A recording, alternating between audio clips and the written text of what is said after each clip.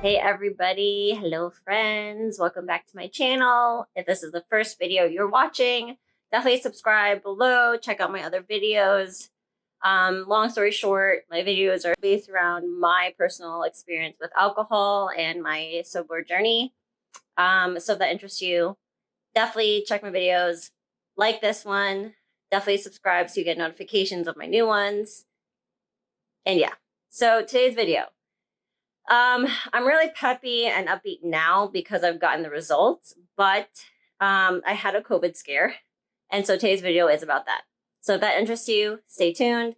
So conveniently, 2 weeks after the state of Florida kind of started to reopen things in phases, but reopen things, I started hanging out with some friends more, still being cautious in public, but seeing friends more.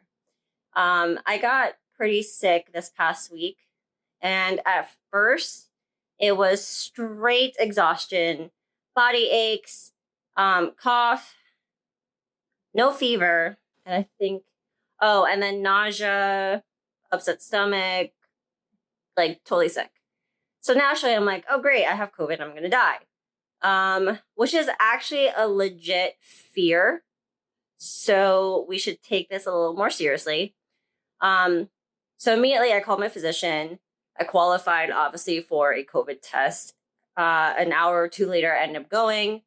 And the first thing that went through my mind was, okay, so who did I come in contact over last 2 weeks with? So my parents, mom, dad, my cousin, her husband, her 2 kids, her mom, which is my dad's sister, who've also come in contact with each other, and my grandmother, who is under nursing care at home. So her immune system is compromised. And then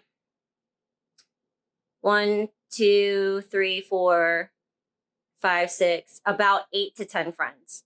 And then whoever they're in contact with. Immediately after I went to get the COVID test, which I'll go into detail how great that is. I texted everybody. I said, hey, I'm sick. I just got my COVID test. I will let you guys know as soon as I get the results. I think this was on Tuesday. I didn't get any results, didn't get any calls. I called my physician on Thursday. Oh, we don't have them yet. Probably tomorrow, but we'll call you. It was Friday, like 3 p.m. And I'm like, let me just call the doctor, see what is going on. And they had my results. Great. Good thing I called. Anyways, I'm negative. But everyone was worried because some of my friends had family coming into town. Like, should I not tell them to come in? You know, stuff like that. And it's very, very serious because if I did have COVID, then every single one of my friends, every single family member I saw needed to get tested. And then they had to tell everybody that they were around. And this is how easy, just in general, germs can spread. So regardless of what your opinion is on the whole virus and the whole pandemic, if you care about other humans, you should just follow the guidelines that your state is implementing. You can protest, whatever, but know that you going out and doing things and not wearing a mask if your state requires that, you're putting other people at risk. So that's my big thing. Okay, I'm not going to go into the political part of this argument. Just know that in the simplest terms, germs are easily spread in that sense that I was in contact with 10 friends. I was in contact with ex-family members. And then who did they come in contact? Who did those people come in contact with?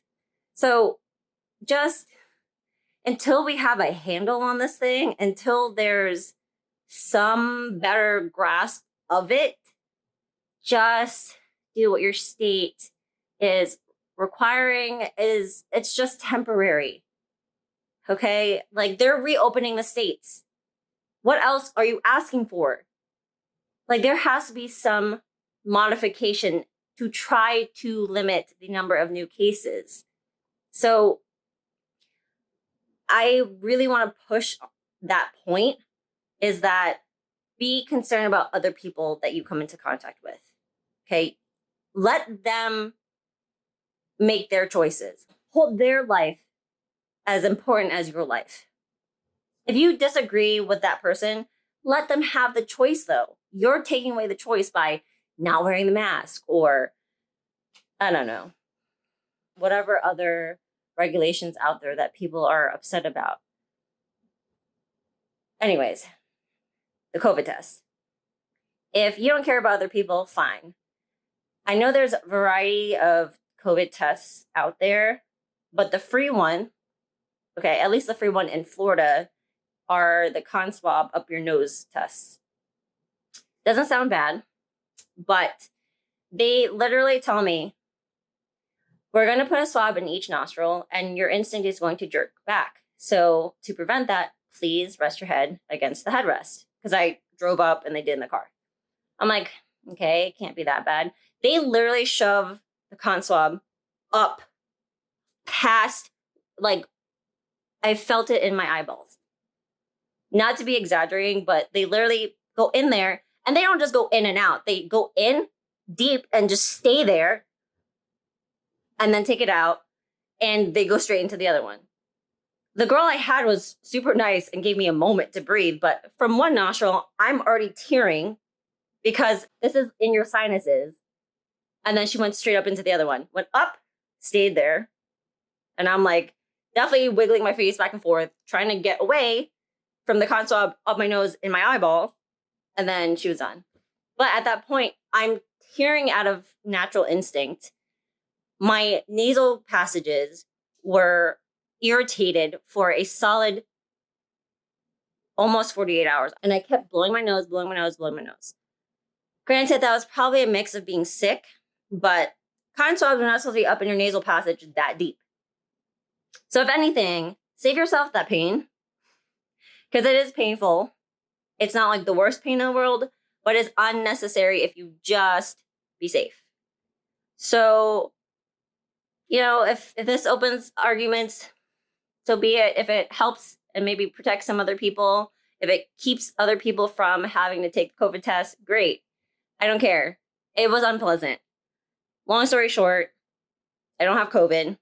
I died from some type of regular sickness on my couch for 2 days, but I'm fine now.